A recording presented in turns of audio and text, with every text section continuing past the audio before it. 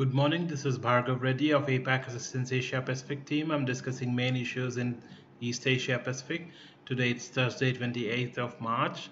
Firstly, in Thailand, the pro-military Palang Pracharat Party said it is confident it can form a government.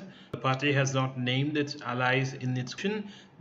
The party won the most votes in the election, and together with the military appointed 250-member Senate, the party is expected to muster the majority of the entire 750-member parliament to gain their right to appoint the Prime Minister. Yesterday, 7 political parties led by the Pheu Thai Party and the Future Forward Party announced that they formed a coalition with the support of 255 members in the 500-member House of Representatives, or the lower house. With the support of 7 parties, the coalition will have a majority in the lower house but fall short of the 376 seats required to nominate the Prime Minister. Deputy Prime Minister Pravit Vongsuwon said the parties not form a new government until the official results of the election have been announced on May 9th and King's coronation ceremonies have been completed. It remains uncertain which political party will form Thailand's governing coalition. The insistence of both the Pheu Thai Party and the Palang Pracharat Party puts Thailand at a political standoff. The Palang Pracharat Party, with its allies and the Senate, can choose Prime Minister Prayut to stay on.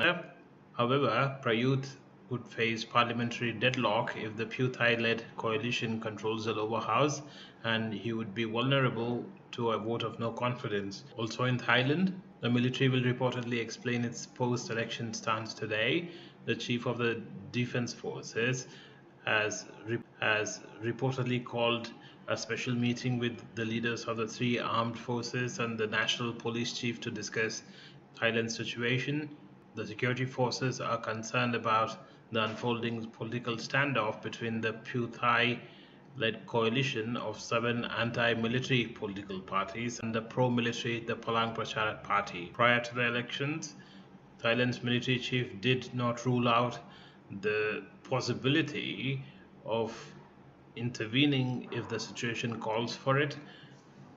In Indonesia, Indonesian Home Affairs Minister Jaho Kumulo ordered regional leaders and village leaders across the country to help suppress the number of possible abstainers in the April 17th presidential and legislative elections.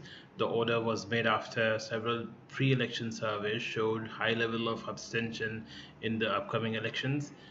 In the circle, Denny Ja has predicted that the voters' participation will reach only 65.2%.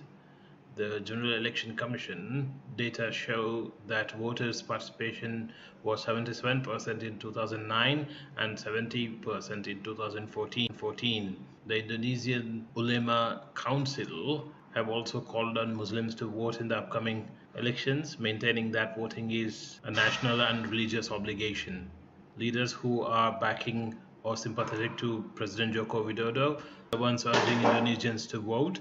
Widodo camp could be concerned that a big election abstention is likely to reduce votes for Widodo. Students and separatist leaders in Papua and West Papua have called for a boycott of the elections. There may be voters who are not keen to vote on April 17th, either because they are not inspired by the choices or they think their choice, the incumbent President Widodo, is winning anyway as per the opinion polls. In Myanmar, Deputy Chief of Military Vice Senior General Soy Win warned that ongoing attempts to reform the constitution must be constitutional political hardships and its spillover effects. Soy Win aired the warning in a speech to mark Myanmar's 74th Armed Forces Day yesterday. He said that simply implementing the wishes of the majority without considering whether it is correct or not is illegal. The statement highlights the military's strong opposition to the ongoing efforts to change the military's scripted constitution. It signals the military will prevent any substantial change of the constitution. The constitution reserves 25% of the parliamentary seats, and the control of 3 security and defense ministries retained with the military. Clients in Myanmar are advised to avoid events related to amending the constitution or all political and religious events. In China, China's anti-corruption watchdog said the communist state will prosecute former Interpol chief Meng Hongwei for graft. The Central Commission for Discipline Inspection said it found that Meng took bribes, spent lavish amounts of state funds, and abused his power and refused to follow the Communist Party's decisions.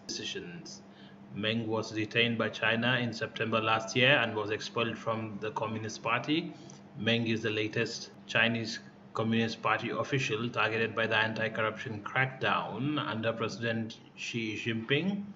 Analysts believe that the anti-corruption crackdown consists of threats to the leadership of President Xi Jinping.